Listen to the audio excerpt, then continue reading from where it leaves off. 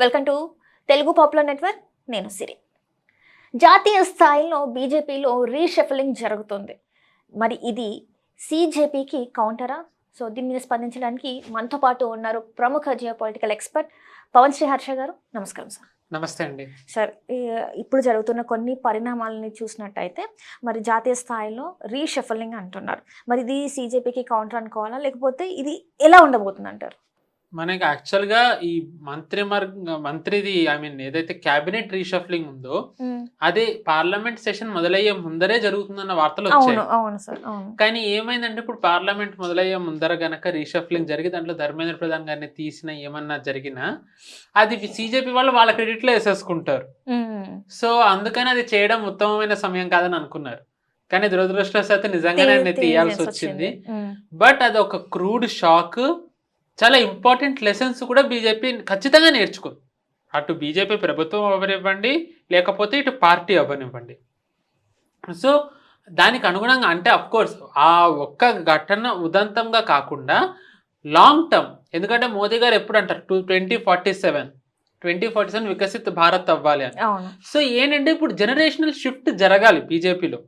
ఎందుకంటే ఇప్పుడు మనం ఎవరైతే చూస్తున్నామో వీళ్ళు కొన్ని ఏళ్ళ నుంచి ఉన్నవాళ్ళే. సో తర్వాత యంగ్ బ్లడ్ రావాలి. ఎందుకంటే యంగ్ బ్లడ్ వచ్చినట్టయితేనే వాళ్ళు కొంతకాలం ఉండి వాళ్ళు నెక్స్ట్ జనరేషన్ లీడర్షిప్ తయారు చేయగలరు. మనకి ఏంటంటే ఇప్పుడు అందరూ ఇప్పుడు కాంగ్రెస్ని ఏమంటారు, వాళ్ళు ఎంత వయసు వచ్చినా వాళ్ళు ఆ పదవికి అతుక్కుపోయి ఉంటారు, వాళ్ళు జరగరు. దాంతో నెక్స్ట్ వాళ్ళకి అవకాశం రాదు, దాంతో వాళ్ళ అనుభవం రాదు, అనుభవం ఏమో అలా ఉండిపోతుంది, పార్టీ ఎదగదు. ఇప్పుడు రాహుల్ గాంధీ పరిస్థితి అలాగే ఉంటుంది, కాంగ్రెస్ పరిస్థితులనే అవుతుంది. సో అందుకే ఏంటంటే బీజేపీ ముందుగా గ్రహించడం కాదు, బీజేపీ ఎప్పటి నుంచి చూస్తూనే ఉంది. సో ఏంటంటే 2047 దృష్ట్యా ఏంటంటే రీషఫ్లింగ్ ఇప్పుడు జరిగితే ఇప్పుడు వచ్చే వాళ్ళు తర్వాత జనరేషన్ని మళ్ళీ వాళ్ళు గ్రూమ్ చేయడానికి వాళ్ళకి టైం ఉంటుంది అనే ఒక దాని నేపథ్యంలో వీళ్ళు ఇప్పుడు చేస్తున్నారు. సో ఎందుకంటే ఎందుకు ఈ రెండు ఒకేసారి జరుగుతున్నాయంటే ఇప్పుడు పార్టీ నుంచి ఒకళ్ళని తీస్తే వాళ్ళని మరి అకామిడేట్ చేయాలిగా. పెద్దవాళ్ళే ఉంటారు, సమర్థులే ఉంటారు, ఆ బాధ్యతల్లో ఉన్నారంటే అట్లీస్ట్ మెజారిటీ వాళ్ళు. సో వాళ్ళని పార్టీలోకి మినిస్టర్లోకి తీసుకోవడం, మినిస్టర్ల నుంచి ఎవరన్నా కనుక తప్పించినట్టయితే వాళ్ళని పార్టీలోకి తీసుకోవడం, ఇలాంటివి జరుగుతాయి. సో అందుకని ఈ రెండు సైమల్టేనియస్గా అవుతున్నాయి. నెంబర్ 1. నెంబర్ 2 ఏంటి అంటే ముఖ్యంగా వీళ్ళు ఏదైతే పాస్ అవ్వనివ్వకుండా ఆపారు డీలిమిటేషన్ ఉమెన్ రిజర్వేషన్, బీజేపీ దీంతో వీళ్ళకి ఒక క్రూడ్ షాక్ ఇవ్వబోతాం అన్న వార్తలు అయితే చాలా విస్తృతంగా మనకి వినిపిస్తున్నాయి. అందులో ముఖ్యంగా ఏంటంటే 33% రిజర్వేషన్ ఏదైతే ఉందో అంత ఉమెన్ కి బీజేపీ రిజర్వ్ చేసిందని అంటున్నారు ఆల్రెడీ. అంటే ఆల్రెడీ అది ఉత్తి ఎంపీలకి. కానీ ఇప్పుడు పార్లమెంట్ ఏదైతే ఇప్పుడు రీషఫ్లింగ్ అవుతుందో దాంట్లో పొజిషన్స్ లో కానివ్వండి, మంత్రులుగా కానివ్వండి, if not 33% but significant number కింద మహిళల్ని రిప్రజెంట్ చేయించాలని బీజేపీ అనుకుంటుంది. ఇది ఎలా వెళ్తుందంటే ఇప్పుడు at the end of the day A party అయినా పాలిటిక్సే చేయాలి, ఖచ్చితంగా పాలిటిక్స్ చేయకపోతే అవ్వదు. సో ఇప్పుడు ఏమవుతుంది, మేము మహిళలకి రిప్రజెంటేషన్ ఇచ్చాం, మీరు అందరూ ఆపుతున్నా, ఇప్పుడు మీరు ఇస్తారా? బీజేపీ ఏంటంటే లాంగ్ టర్మ్ లో నాకు చెప్పిన 2047 ఇది పక్కన పెడితే కొన్నిసార్లు ఇమ్మీడియట్ రివాల్టివ్ కూడా తీసుకోవాలి. సో ఇప్పుడు నెక్స్ట్ పార్లమెంట్ సెషన్ వచ్చేసరికి బీజేపీ అటాకింగ్ మోడ్లోకి వెళ్ళాలి. ఇప్పుడు ఖచ్చితంగా ఈ పార్లమెంట్ సెషన్ ఎండ్ అయ్యే టైంకి బీజేపీ డిఫెన్సివ్ మోడ్లో వెళ్ళింది. ఇన్ఫాక్ట్ జార్ఖండ్ ప్రొటెస్ట్ జరగకుండా ఉంటే బీజేపీ ఇంకా ఆత్మరక్షణలోకి వెళ్ళి ఉండేది. ఒక రకంగా జార్ఖండ్లో జరిగింది బీజేపీకి ఒక బ్రీతింగ్ స్పేస్ ఇచ్చింది. ఎందుకంటే అక్కడ హేమంత్ సోరెన్ కూడా కొట్టడాలు అవి చేయడంతో, మీరు ఢిల్లీలో జరిగింది, మీరు ఢిల్లీలో అందరూ మాట్లాడినప్పుడు జార్ఖండ్లో ఎందుకు మాట్లాడట్లేదు? ఇంకా నిజానికి చెప్పాలంటే ఢిల్లీలో పోలీసులు గాయపడ్డారు, జార్ఖండ్లో విద్యార్థులు గాయపడ్డారు. ఢిల్లీలో పోలీసుల్ని కొట్టారు, జార్ఖండ్లో విద్యార్థులను కొట్టారు. అండ్ 1-2 పోల్చకూడదు కూడా. ఢిల్లీలో జరిగింది తీవ్రవాదుల ముసుగులో, విద్యార్థులు తీవ్రవాదుల ముసుగులో వచ్చి కూర్చున్నారు. తీవ్రవాదులు విద్యార్థుల ముసుగులో ఈ సీజేపీ వీళ్ళు. మనకి జార్ఖండ్ లో అలాంటివి ఏమీ లేవు. వాళ్ళు కేవలం వాళ్ళది ఏదైతే రిఫార్మ్స్ కాలో దాని మీదే ఉన్నారు. వీళ్ళు అలా కాదు, బస్ నామ్ రహేగా అల్లాక, జై శ్రీరామ్ అనకూడదు, ఆర్టికల్ 370 పెట్టాలి అంటే అసలు విద్యా వ్యవస్థ మీద కూర్చుని విద్యా వ్యవస్థకు తప్ప అన్నీ మాట్లాడారు. బర్గర్లు, పిజ్జాలు తింటూ అన్నీ ఏవైతే మేరా లింగ్ మేరా అధికార్ అని చెప్పి ఏవైతే విద్యా వ్యవస్థకు సంబంధమైనవన్నీ చేశారు. సో మనం దీన్ని పోల్చలేం. బట్ స్టిల్ మీరు అక్కడ అంతా మాట్లాడినప్పుడు ఇక్కడ ఎందుకు మాట్లాడట్లేదు అన్న ప్రశ్న రావడంతో బీజేపీ కొంచెం బ్రీతింగ్ స్పేస్. కానీ ఇలాంటివే ప్రతిసారి జరుగుతాయని అనుకోకూడదు. అండ్ ఇలా కూడా బీజేపీ ఉండకూడదు కదా, బీజేపీ ఇలా కూడా ఉండకూడదు.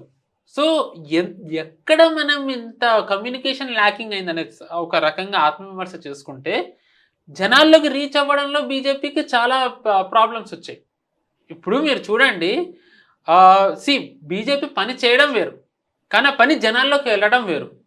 ఇప్పుడు మీరు గమనించినట్టయితే కనుక 1991 నుంచి 96 మధ్యలో నిజానికి దేశంలో చాలా పని జరిగింది.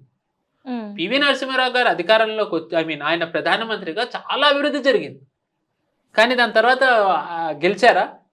ఎందుకు? ఆయన పార్టీనే వ్యతిరేకించింది. బీజేపీ పక్కన పెట్టేయండి, బీజేపీ విపక్షం కాబట్టి ఖచ్చితంగా నరసింహారావు గారిది సమర్థించరు, పొగడరు. ఇప్పుడు పొగుడుతున్నారు, ఎందుకంటే ఇప్పుడు ఆయన రాజకీయాలు లేరు కాబట్టి. కానీ అప్పుడు సొంత పార్టీ వాళ్ళే ఎప్పుడు యాక్సెప్ట్ చేయలేరు, ఇప్పటికీ నిజానికి ఎవరు చేయరు. సో అంత అభివృద్ధి చేసినా జనాల్లోకి వెళ్ళకపోతే ఏమవుతుంది ఫలితాలు?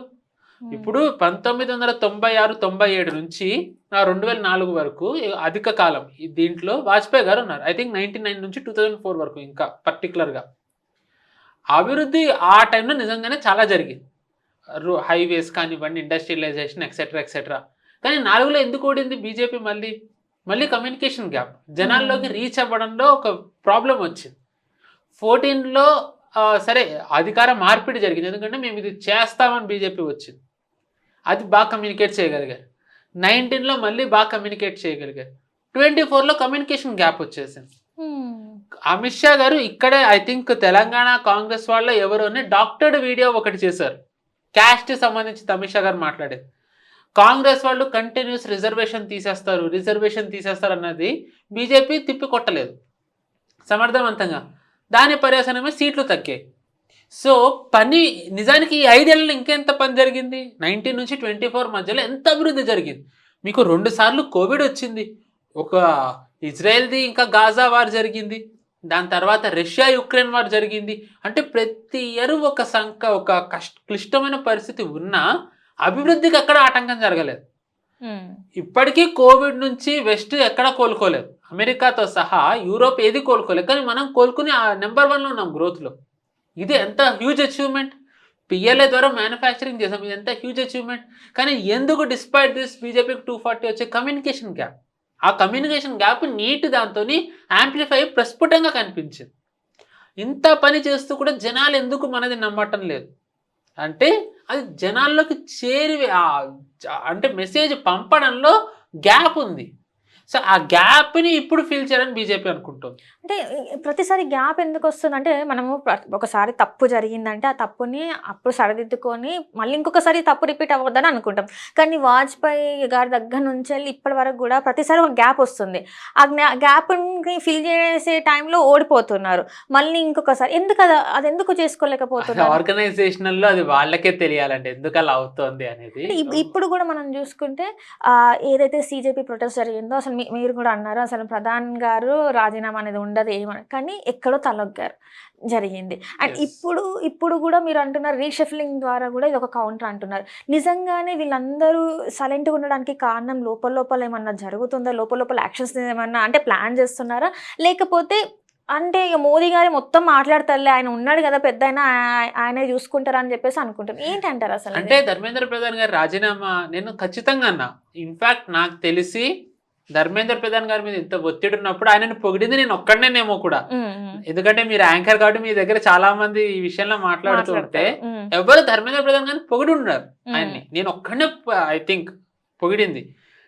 కానీ ఆయన రాజీనామా చేసిన తర్వాత రాజీనామా లెటర్లో మనం గమనించినట్టయితే నేషనల్ సెక్యూరిటీని దృష్టిలో పెట్టుకుని యాంటీ నేషనల్స్ ఈ ప్రొటెస్ట్ని హైజాక్ చేశారు, దానివల్ల విద్యార్థులకి నష్టం జరగకుండా ఉండడానికి నేను రాజీనామా చేస్తున్నా అన్నారు ఆయన.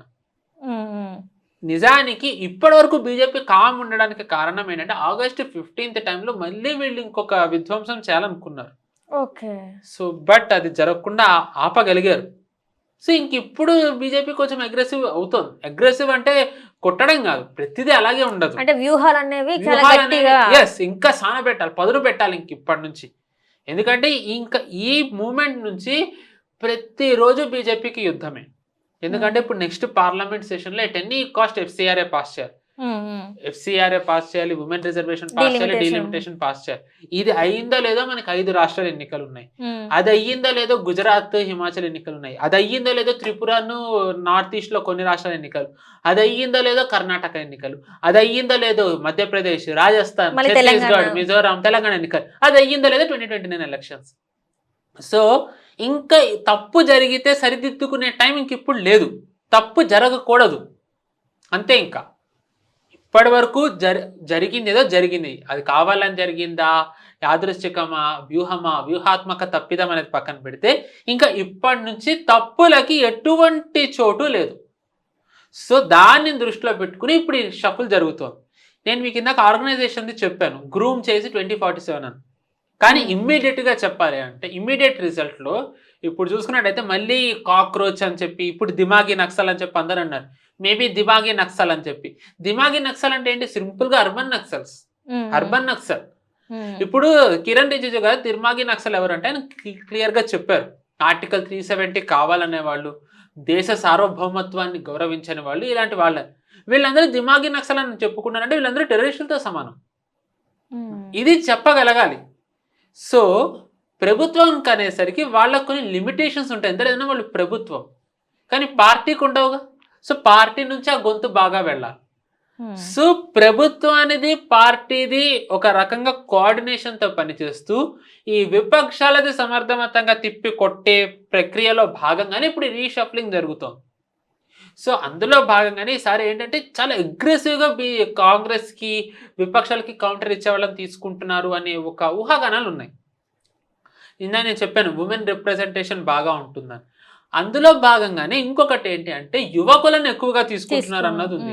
యువకులు అంటే మరి 20-25 కాదు, వాళ్ళకి అనుభవమే ఉండదు అంతా. అంటే 40s లో ఉన్న వాళ్ళని, 40 ఏజ్ నుంచి 60s వరకు కూడా వాళ్ళకి ఎక్స్పీరియన్స్ ఉంటది, వాళ్ళకి ఆలోచించే అది పరిపక్వత అనేది ఎక్కువ ఉంటది కాబట్టి 100% కరెక్ట్. ఎందుకంటే 30 ఏళ్ల వరకు సరైన నిర్ణయాలే చాలా మంది తీసుకోలేము. సో అలాంటి వాళ్ళని అంత దాంట్లో ఎంత CJP అని అన్నా వీళ్ళందరూ కూడా 30s, వీళ్ళేం జెన్జీ కాదు. జెన్జీ అనే పదం నాకు వాడడం ఇష్టం లేదు, కానీ వేరేది వాడితే ఇక్కడ వాళ్ళకి అర్థం కాదు కాబట్టి నేను అదే దురదృష్టవశాత్తు వాడాల్సి వస్తుంది. ఈ అభిజిత్ కే, సౌరవ్ దాస్, అశుతోష్ రంక వీళ్ళు కూడా ఏమి 20లో లేరు, వీళ్ళు కూడా 30లోనే ఉన్న వాళ్ళే. సో పాయింట్ ఏంటంటే యువకులు అంటే నా ఉద్దేశం ఏంటంటే మీరు అన్నట్టుగా 45 నుంచి 60 వయసు మధ్యలో వాళ్ళని రిప్రజెంటేషన్ కనిపించేలా. దాంట్లో ఒక పేరు బాగా ఎవరిది వినిపిస్తుంది అంటే హిమాంగ్ జోషి అని ఒక ఆయన ఉన్నారు, వడోదరా MP. మనం చూసుకున్నట్టయితే ఇందులో సిగ్నలింగ్, మెసేజింగ్ ఏంటి అంటే ఈ CJP protest, so called CJP protest జరిగినప్పుడు చాలా స్టేట్స్ నుంచి వీళ్ళు జన సమీకరణ చేయగలిగారు, ముఖ్యంగా పంజాబ్, వేరు వేరు చోట్ల నుంచి. కానీ మనం చూసుకున్నట్టయితే గుజరాత్లో దీని ప్రభావం అంతగా కనిపించలేదు.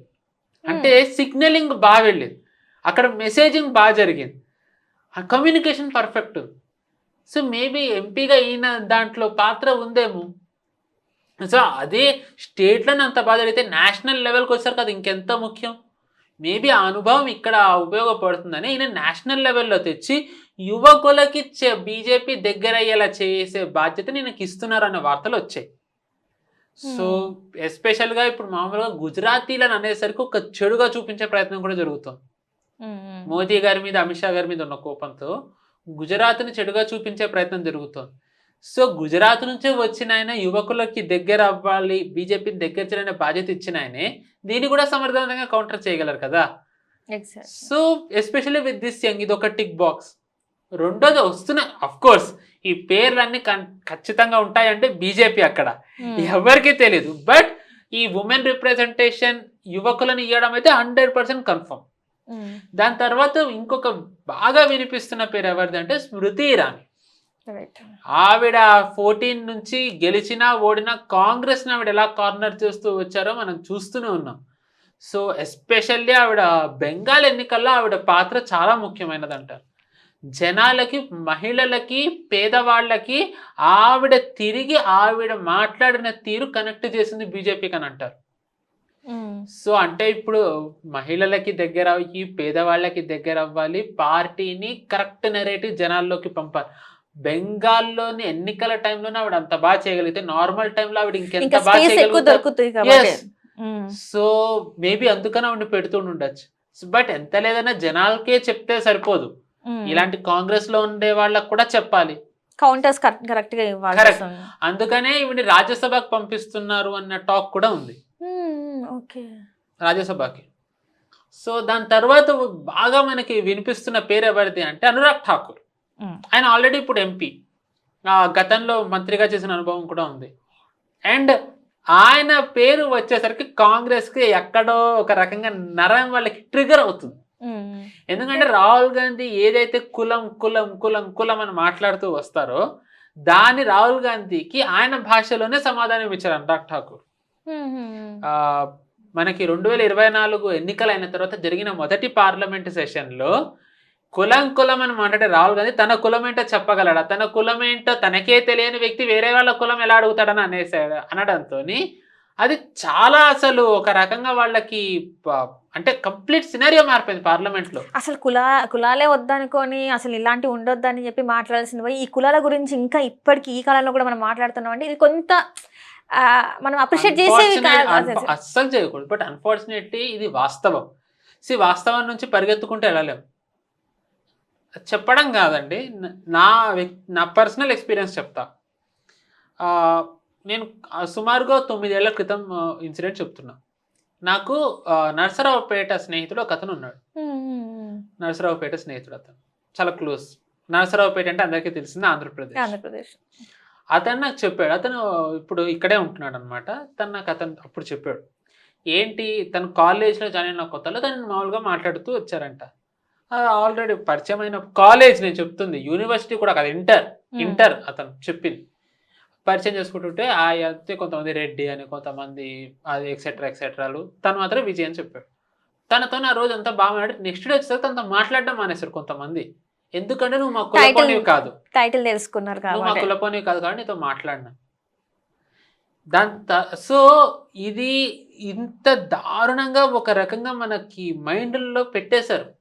ఎంత చదువుకున్నా ఏ పొజిషన్ లో ఉన్నా ఎండ్ ఆఫ్ ది డే ఆ పేరు పక్కన అది చేరిస్తేనే మనకి వాల్యూ, అది పెద్దగా కనిపిస్తేనే వాల్యూ. ఒకవేళ తక్కువ ఉందంటే మీరు ఏ పొజిషన్ లో ఉండని ఈ కులస్తుడు, ఈ కులమోడు అని చెప్పేసి మాట్లాడతారు. అది కరెక్ట్ అంటారా? కరెక్ట్. అసలు అది మీరే చెప్పండి. అది మీరే ఇప్పుడు అమెరికా వెళ్తారండి, అంత చేసి అమెరికా వెళ్ళి తానాలు నాటాలు అన్ని ఏంటవి, దాంట్లో అది కూడా కులం రిప్రజెంటేషనే కదా. కనీసం మీరు తెలుగు వాళ్ళదనో ఏదన్నా అంటేనో అదొక సరే ఓకే అనుకోవచ్చు. భారత్ ని రిప్రజెంట్ చేయట్లే వీళ్ళు, అక్కడికి వెళ్ళి కులాలను రిప్రజెంట్ చేస్తున్నారు. ఇక్కడ నుంచి ముస్లిం వెళ్తే వాళ్ళు ముస్లిమ్స్ ని రిప్రజెంట్ చేస్తారు. దురదృష్టం ఏంటంటే హిందువులు కులాల వారీగా విడిపోయారు. అవునన్నా కాదన్నా దీన్ని బీజేపీ విడగొట్టడానికి చాలా ప్రయత్నిస్తాం. నేను ఫస్ట్ నుంచి చెప్తా, ముఖ్యమంత్రులుగా బీజేపీ ఒక రాష్ట్రంలో ఎవరైతే ఒక కులం వాళ్ళే ఉండాలనేది ఒక నినాదం ఏదైతే ఉందో దాన్ని పటాపంచలు చేసి వేరే కులం వాళ్ళని తెచ్చి కులం ఇంపార్టెంట్ కాదు అని ఇచ్చే మెసేజ్ ఇవ్వడానికి బీజేపీ చాలా ప్రయత్నిస్తుంది. మహారాష్ట్రలో దేవేంద్ర ఫడ్నవీస్ గారు ఒక ఉదాహరణ. మరాఠా తప్ప ఇంకొకరు ముఖ్యమంత్రి అవ్వకూడదని ఉన్న చోట ఒక బ్రాహ్మణ్ని చేశారు. హర్యానాలో జాట్ తప్ప ఎవరు ముఖ్యమంత్రి అవ్వకూడదు అనేది ఒకటి ఏదైతే అన్రిటర్న్ రూల్ ఉందో అక్కడ ఓబీసీ అయిన ఫస్ట్ మనోహర్ లాల్ ఖట్టర్ గారిని, దాని తర్వాత ఇప్పుడు నాయబ్ సింగ్ సైని గారిని చేశారు. సో ఆ కులంది బీజేపీ ఎప్పటికప్పుడు బ్రేక్ చేసే ప్రయత్నం చేస్తాం. కానీ యాజ్ ఇఫ్ ఒక్కసారిగా నేను కులరహిత సమాజం సినిమాల్లో పాసిబుల్ ఏమో, రియాలిటీలో వాళ్ళ అస్తిత్వం ఉండదు. రిజర్వేషన్ తీసేస్తారు అన్న ఒక్క ఊహాగానానికి బీజేపీ మెజారిటీ తగ్గిపోయింది. నిజంగానే వీళ్ళు అలాంటిది చేసిన, నిజంగా దానికి తగ్గట్టు మాట్లాడినా 240 కాదు కదా 40 సీట్స్ కూడా బీజేపీకి రావు. At the end of the day అధికారంలో ఉంటేనే మార్పులు జరగగలవు, అధికారంలో ఉంటేనే మార్చగలరు. సో అధికారంలో ఉండడమే ప్రథమ ఎవరికైనా, దాంట్లో ఉంటేనే మార్పులు జరుగుతాయి. ఇప్పుడు బీజేపీ అధికారంలో ఉంది కాబట్టి మార్పు మెల్లమెల్లగా తీసుకురాగలుగుతుంది. ఈ మార్పుని మళ్ళీ రాకుండా చేయడానికి విపక్షాలు ప్రయత్నిస్తాయి. కులం అని రాహుల్ గాంధీ అనేది. అందుకే మోదీ గారు 10 ఏళ్లలో హిందువులని కులం కంటే మన ధర్మం ఆధారంగా అందరినీ ఏకం చేస్తూ వచ్చారు. రాహుల్ గాంధీ దాన్ని అలా ఏకమవుతూ వచ్చేసరికి బీజేపీ బలపడిపోతుంది. విపక్షాలు బలహీన పడుతున్నాయి. అది చాలా ప్రమాదం వాళ్ళ అస్తిత్వానికి. అందుకనే నేను కులంది తెస్తున్నారు. ఆయన కులంది తేవడానికి కారణం ఆయన అస్తిత్వాన్ని కాపాడుకోవడం కోసం, ఆయన పబ్బం గడుపుకోవడం కోసం. సో అంటే దీంట్లో ప్యూర్ పాలిటిక్సే ఉన్నాయి. కానీ ఆ పాలిటిక్స్లో కూడా పాలిటిక్స్ మార్చే పాలిటిక్సా, మన పబ్బం గడుపుకునే పాలిటిక్స్ అని చూస్తే ఖచ్చితంగా బీజేపీ దేశాన్ని మార్చడం కోసమే పాలిటిక్స్ చేస్తాం. నేను 100% చెప్తా. ఇప్పుడు ఏదైతే ఇప్పుడు ఈ రీషఫల్ ఏదైతే ఉందో ఇది 2029 ఎలక్షన్స్. ఇప్పుడు మీరు చెప్పారు ఎన్ని స్టేట్స్లో ఎలక్షన్స్ ఉన్నాయని. వీటన్నిటి మీద ఎఫెక్ట్ పడుతుందా లేకపోతే ఏమి ఉండదంటారా? ఖచ్చితంగా పడేలానే మారుస్తారు. ఉత్తరప్రదేశ్ నుంచి రిప్రజెంటేషన్ ఉంటుంది, మేబీ రాజస్థాన్ నుంచి తేవచ్చు, పంజాబ్ నుంచి ఎవరన్నా పెడతారేమో మరి తెలీదు. అంటే అఫ్ కోర్స్ ఇన్ని రాష్ట్రాల నుంచి ప్రతి ఒక్కరిని క్యాబినెట్లోనే కాకుండా పార్టీలో కూడా పెట్టచ్చు, ఆప్షన్స్ ఉన్నాయి కదండి. సో ఖచ్చితంగా ఈ పార్టీలు అన్నిటికీ కూడా సిగ్నల్ ఇచ్చేలానే మారుస్తారు. సో అంటే ఈ 2029 అనేది ఎంత క్రూషియల్ అంటే ఈసారి ఇట్లా గతంలో కన్నా ఇప్పుడు టఫ్, ఇంకా దానికన్నా 2 times టఫ్గా ఉంది. ఎందుకంటే ఈ ప్రొటెస్ట్లే కావచ్చు, ఈ పేపర్ లీక్స్ ఎన్నో జరుగుతున్నాయి. ఈ 5 అంటే ఇప్పుడు జరుగుతున్న ఈ కాలంలో ఎన్నో జరుగుతున్నాయి. ఇంకా ముందు ఏమేమి జరుగుతాయి కూడా మనకు తెలియదు. ఏదైనా టఫెస్ట్ పీరియడ్ అన్నట్టు. ఇవన్నీ కూడా మళ్ళీ అప్పుడు జరిగే ఎలక్షన్స్ మీద పడితే పరిస్థితి ఏంటంటారు అసలు? మీరు సో అప్పటి ఎలక్షన్ టైం కల్లా బీజేపీ లక్ష్యం ఏంటి? వీళ్ళని ఇర్రిలవెంట్ చేయాలి. ఈ సిజేపీ అనేది ఏదైతే ఒక అర్బన్ నక్సల్ ఆర్గనైజేషన్ ఉందో దీన్ని ఇర్రెలవెంట్ చేసేయాలి.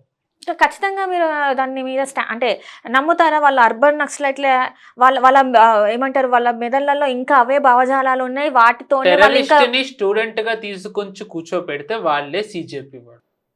నేను దీంట్లో నా మాటల్ని వెనక్కి తీసుకోను. బస్ నామ్ రహేగా అల్లాకా ఓకే, జై శ్రీరామ్ ఓకే కాదు అన్న వాళ్ళు నేను ఏమన్నా. ఆర్టికల్ 370 కాశ్మీర్లో పెట్టాలి అనే వాళ్ళని నేను ఏమనాలి. ఎంతోమంది ఇంటలెక్చువల్స్ ఉన్నారు కదా, వాళ్ళు ఈ మాటలు మాట్లాడుతుంటే వాళ్ళని అర్బన్ నక్సలైట్స్ అనడం కరెక్ట్ అంటారా? 100%. అంటే ఈ దేశ సార్వభౌమత్వాన్ని మీరు ఎలా ప్రశ్నిస్తారు? మీకు ఏది ముఖ్యం? దేశం ముఖ్యం కదా. At the end of day ఎవరికైనా దేశమే ముఖ్యం అవ్వాలి. ఇంటలెక్చువల్ అని ప్రకాష్ రాజ్ ఇంటలెక్చువల్ అని తనకు తాను చెప్పుకుంటాడు. నిజంగా ఇంటలెక్చువలా ప్రకాష్ రాజ్? ఇంటలెక్చువలా?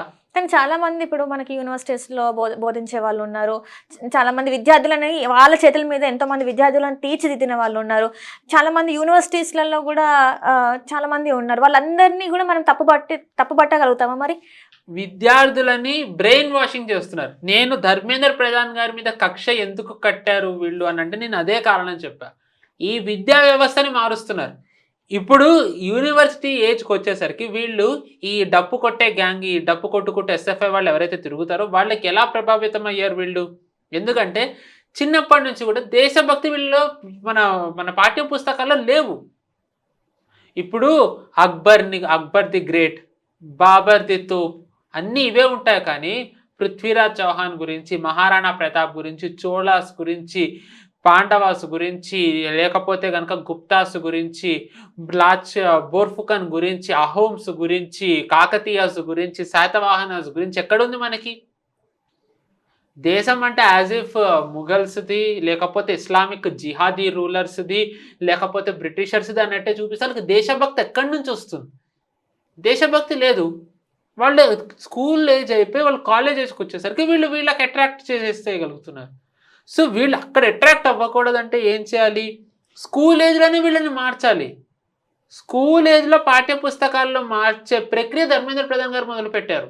ఎన్సీఆర్టీ పాఠ్య పుస్తకాలు మార్చే ప్రక్రియ. సో మీరు ఇలా మారుస్తూ వచ్చేసరికి మనం మామూలుగా అంటాం దేశం అంటే మట్టి కాదు, దేశం అంటే మనుషులు ఎక్సెట్రా అని చెప్తాం.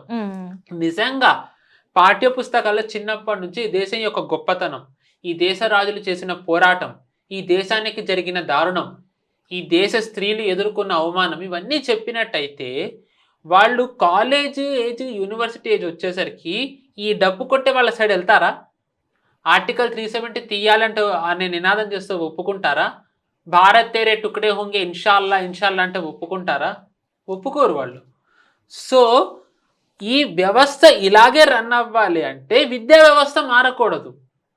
విద్యా వ్యవస్థని మారుస్తూ వచ్చారు కాబట్టి ధర్మేంద్ర ప్రధాన్ గారు లక్ష్యంగా చేసుకున్నారు. సో ఇప్పుడు మీరు ఎవరైతే ప్రొఫెసర్స్ అన్నారో ఈ ప్రొఫెసర్స్ అందరూ ఇలాంటి వాళ్ళే కదండి. మొన్నటికి మొన్న ఉమర్ ఖలీద్ గురించి జేఎన్యూలో చేయాల్సిన అవసరం ఏముంది? ఉమర్ ఖలీద్ అనే అతను ఎవరు? ఈ దేశాన్ని విడగొట్టాలనుకున్న అతను నార్త్ ఈస్ట్.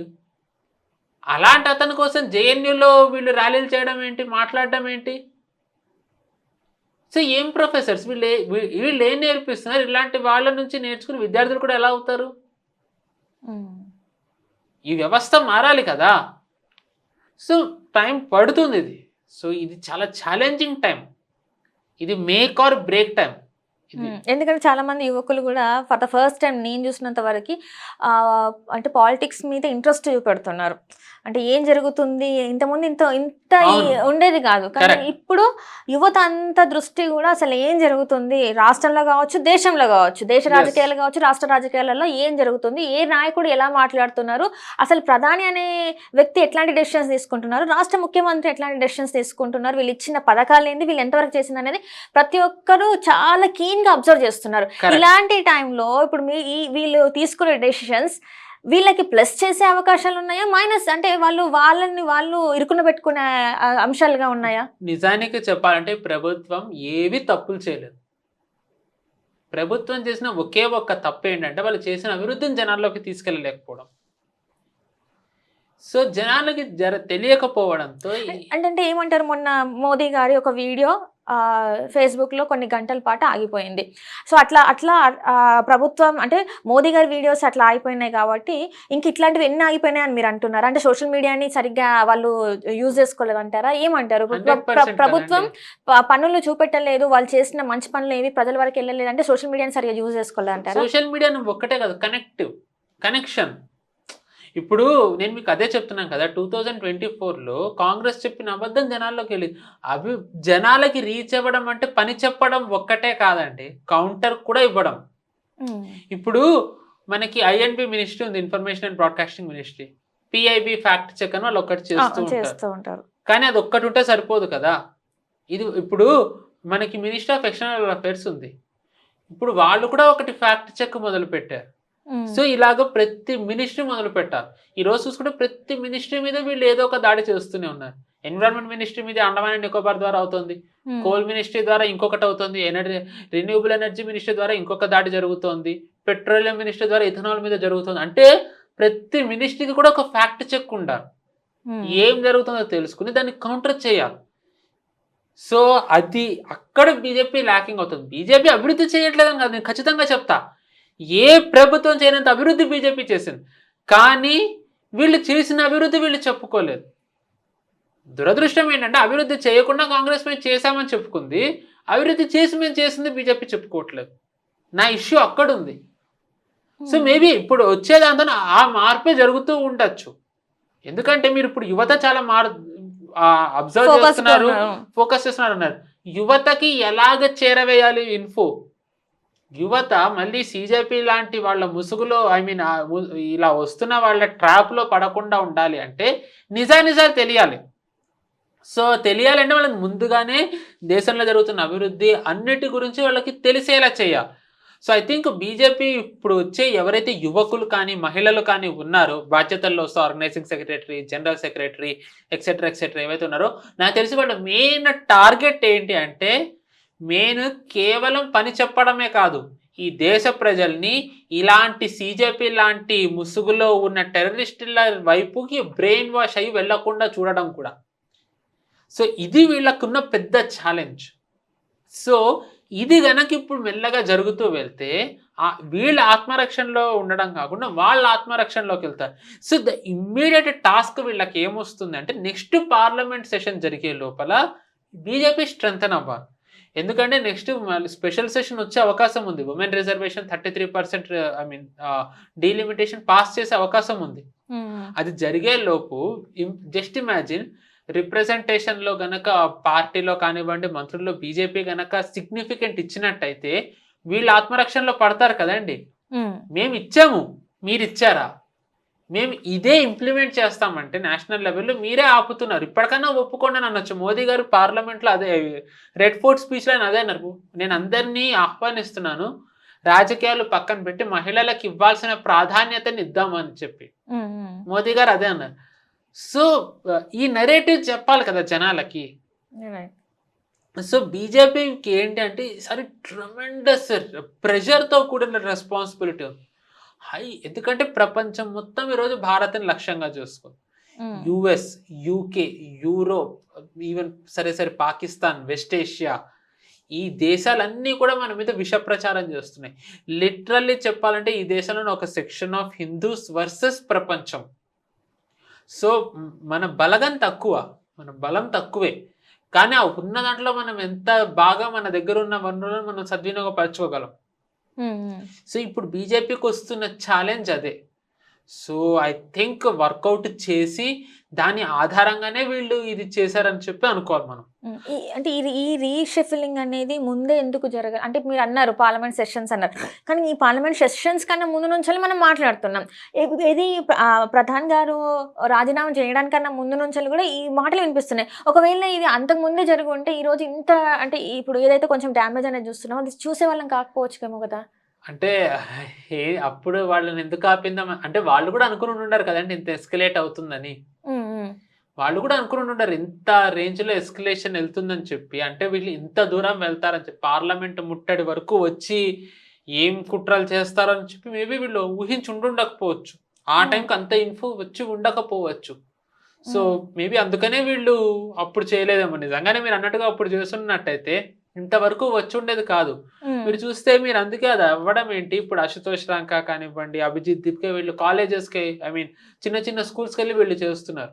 ఎప్పుడైతే మన చీఫ్ జస్టిస్ అలా మాట్లాడారో అట్లా మాట్లాడిన తర్వాత వీళ్ళు ఎప్పుడైతే పార్టీ ఏదైందో అప్పుడే దాన్ని తుంచేసే ప్రయత్నం చేసేస్తే అయిపోయేదేమో అని చాలామంది మాట్లాడారు. విశ్లేషకులు కూడా చాలామంది దానికి అక్కడనే ఒక అడ్డుకట్ట వేసేసి చేస్తే ఈరోజు ఇంత డ్యామేజ్ జరిగేది కాదని కూడా మాట్లాడారు. అంటే అది చాలా వరకు ఏమనుకున్నారు, ఏమవుతుందిలే వాళ్ళతో అని అనుకున్న ఒక లైట్ తీసుకోవడం వల్ల ఈరోజు ఇంత జరిగింది. ఖచ్చితంగా బీజేపీ అలా తీసుకోదు లైట్, ఎవరిని తీసుకోదు. అంటే ఒక్కటండి, ఇప్పుడు హైపోథెటికల్ సినారియో ఇమాజిన్ చేసుకుంటాం. అంటే సిజేపీ మొదలైంది, వీళ్ళు అనౌన్స్ చేశారు, కట్ చేసేసారు అకౌంట్, వెళ్ళిపోయింది. అనౌన్స్ చేశారు సో అశుతోష్ రాంకాన్ అరెస్ట్ చేసేసారు, అనౌన్స్ చేశారు సౌరవ్ దాస్ అరెస్ట్ చేసేసారు, అభిజిత్ దీప్కే వస్తున్నాడు, వచ్చిన వెంటనే అరెస్ట్ చేసేసారు. వీళ్ళందరి వెనక ఆ కేజ్రీవాల్ ఉన్నాడని, వీళ్ళందరికీ ఫారెన్ ఫండింగ్ వస్తోందని చెప్పి అప్పుడు చెప్తే నమ్ముండేవాళ్ళ. బీజేపీ నష్టం జరిగింది, దేశానికి నష్టం జరిగింది, అభివృద్ధికి ఆటంకం కలిగింది, ఇవన్నీ కాదనట్లేదు. కానీ ఇప్పుడు నిజానికి చెప్పాలి అంటే జనాలు ఇప్పుడు తెలుసుకుంటున్నారు కదా, ఇదంతా కూడా కేజ్రీవాల్ నడుపుతున్న ఒక కుట్ర అని చెప్పి ఇప్పుడు తెలుసుకుంటున్నారు కదా. వీళ్ళందరికీ ఢిల్లీలో లేచిన గొంతులు జార్ఖండ్కి ఎందుకు మూగబోయాయి? స్కూల్స్ బాగాలేవు, స్కూల్స్ మీద మేము సిజేపీ 2.0 చేస్తామని అంటున్నారు. పంజాబ్లో 30,000 టీచర్ల నోటిఫికేషన్ ఇంకా రాలేదని చెప్పి గొడవలు జరుగుతున్నాయి. మరి పంజాబ్లో వెళ్ళారా వీళ్ళు? ఈ అశుతోష్ రాంకా ఒక మహారాష్ట్రలో ఒక స్కూల్కి వెళ్ళి పోలీసుని బెదిరిస్తున్నాడు, నేను ఎడ్యుకేషన్ మినిస్టర్నే తీయించాను నువ్వెంత అని చెప్పి.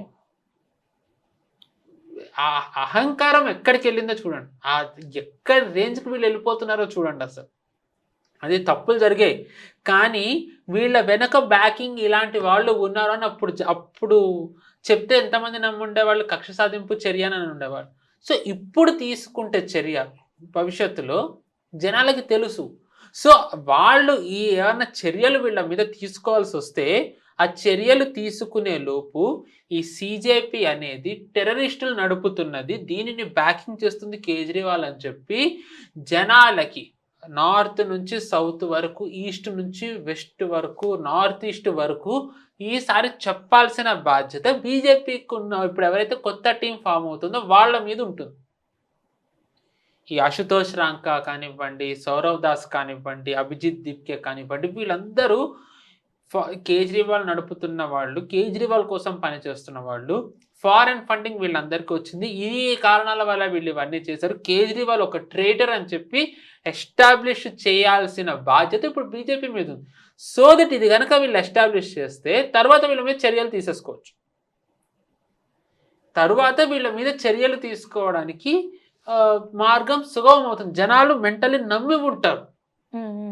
సో ఇప్పుడు బీజేపీకి ఉన్న పెద్ద టాస్క్ ఏంటంటే ఈ సీజేపీ వాళ్ళ గుట్టు రట్టు చేయడం. మీకు ఫండింగ్ ఎక్కడి నుంచి వచ్చిందంటే పీఎం కేర్ ఫండింగ్ ఎక్కడి నుంచి వచ్చిందంటారు. అంటే పీఎం వీళ్ళు ఒకటేనా? ఈ దేశ ప్రధానమంత్రిను ఫారెన్ నుంచి వచ్చిన వీళ్ళందరూ ఒకటా? పీఎం కేర్ ఫండ్ మీరు కోర్టులోకి వేసేస్తే కోర్టే చెప్పింది అంతా. ఇంకా వీళ్ళేంటి సపరేట్గా అడిగేది పీఎం కేర్ ఫండ్ది? ప్రాబ్లం ఏంటి వీళ్ళకి చెప్పడానికి ఫండింగ్ ఎక్కడ? ఇప్పుడు జార్ఖండ్లో వాళ్ళు ఎంత గడ్డి తింటూ బతుకుతున్నారు కొంతమంది విద్యార్థులు తిండి లేక. అక్కడ వీళ్ళకి పిజ్జాలు వచ్చాయి, చాట్, అసలు ఎన్నెన్ని బర్గర్లు ఒక్కొక్కటి, ఇవన్నీ ఎంత కాస్ట్లీ. కొన్ని వందల మందికి 3 పూట్ల వచ్చాయి. ఎవరు డబ్బు ఖర్చు పెట్టారు? పోని నార్మల్ వాళ్ళే ఖర్చు పెట్టారు. జార్ఖండ్లో కూడా విద్యార్థులే కదండి, మరి వాళ్ళకెందుకు వీళ్ళు డబ్బు ఖర్చు పెట్టడానికి ముందరికి అంటే బీజేపీ ఎక్కడైతే వస్తుందో అక్కడే ఖర్చు పెడతారా? ఎందుకు దాని గురించి మాట్లాడట్లేదు? రాజకీయం అండి, అది ప్యూర్లీ రాజకీయం. ఈరోజు అశుతోష్ రాంకా ఏమో రాజస్థాన్ వెళ్తున్నాడు, దాని తర్వాత అభిజిత్ దీప్కే మహారాష్ట్ర తిరుగుతున్నాడు. రాజస్థాన్లో ఈ టైంకి స్థానిక ఎన్నికలు జరుగుతున్నాయి.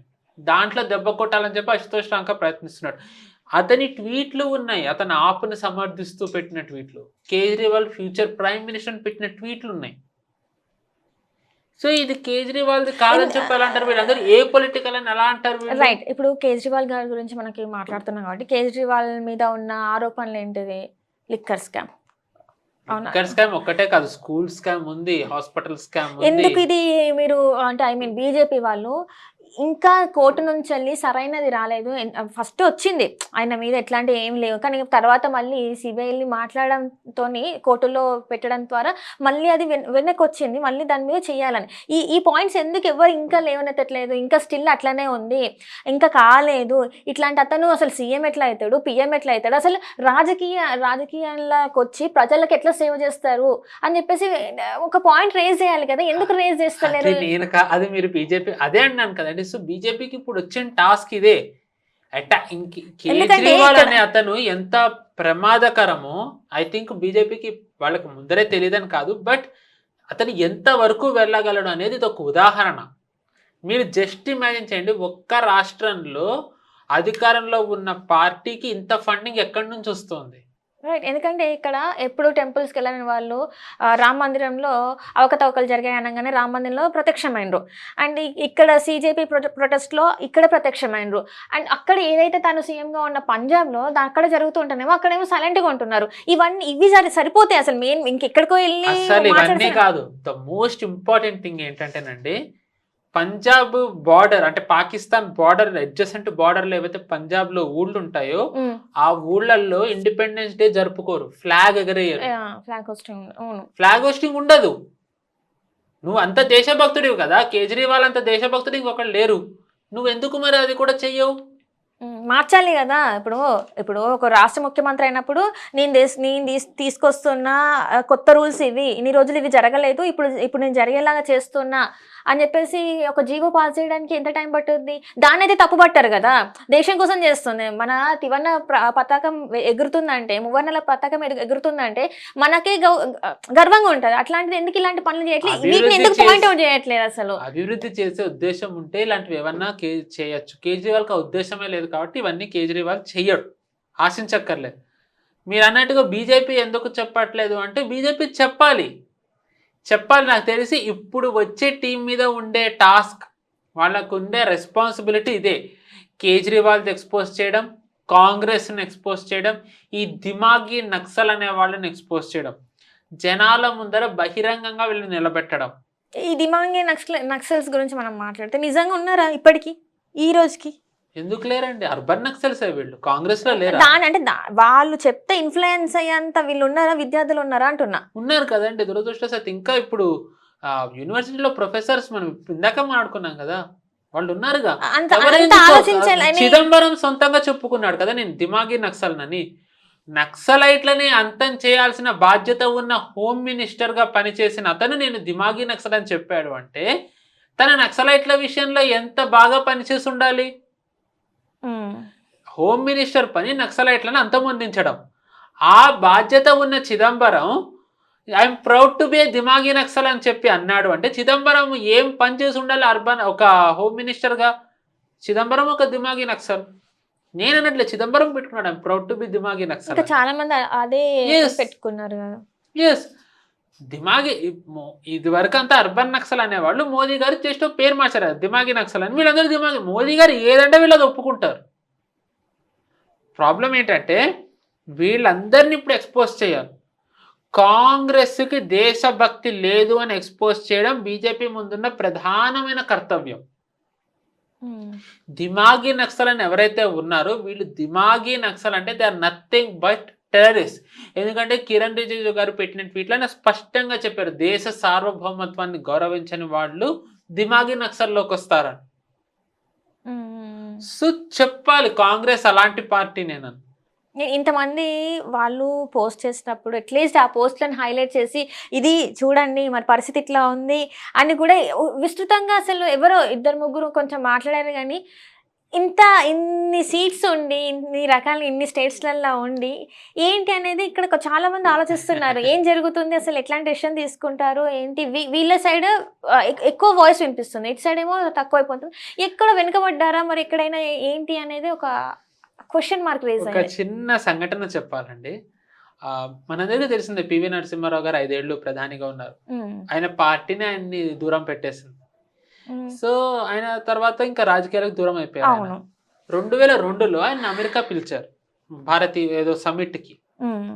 అయితే ఇప్పుడు పేరు చెప్పాను, ఇప్పుడు బీజేపీలో ఎంపీగా ఉన్న ఒక ఆయన అప్పుడు నార్మల్ నేత ఆయన వెళ్ళారు